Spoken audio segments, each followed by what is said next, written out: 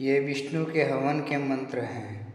ओम जुञ्जते मन उत जुञ्जते दियो विप्रा विप्रस्य बृहतो विपश्चितः विहोत्रा दधे वयुना विदेक इन्महि देवस्य सवितुः परिष्टुतिः स्वाहा। इदं विष्णवे नमः।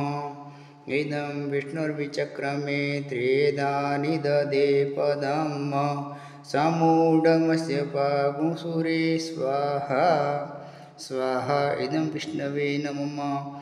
ओम इरावती धेनुमतिः भूतगुं सूयवसिनी मनवेदसस्या व्यस्कम्भनारोदसी विष्णवे ते दागर्थं पृथिवी मभितो मयूखेः स्वाहा स्वाहा। इदं विष्णवे नमः।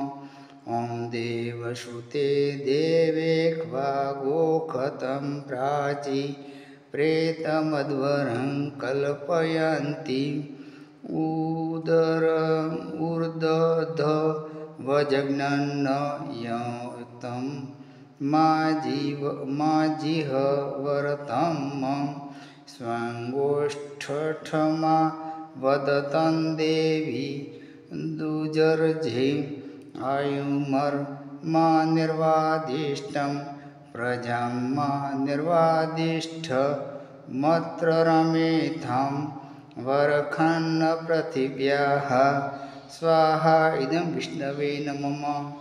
ओम विष्णोर्ननुकं वीर्याणि प्रवोचं जह पातरथिवानि विममे रजागंसि जो अस्कंभाय दुत्तरघुं सदस्तं विचक्रमाणस्त्रे दोरुगायो विष्णवे त्वा स्वाहा। इदं विष्णवे नमः।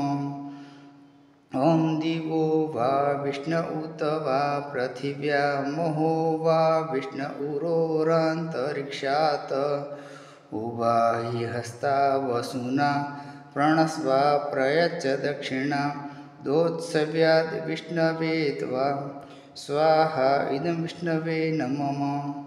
ओम प्रदद् विष्णस्तवते वीर्येण मृगो नभीमः कुचरो गिरिष्ठाः जस्योरुखत्री खुविक्रमणेख दीक्षियन्ति भुवनानि विश्वा स्वाहा। इदं विष्णवे नमः। ओम विष्णोरराटमसि विष्णोः शनपत्रेस्थो विष्णोः स्यूरसि विष्णुर्ध्रुवोऽसि वैष्णवमसि विष्णवे त्वा स्वाहा। इदं विष्णवे नमः। विष्णु ही सत्यनारायण का स्वरूप है। यह सत्यनारायण पूजा में हवन में ये मंत्र काम में ले सकते हैं।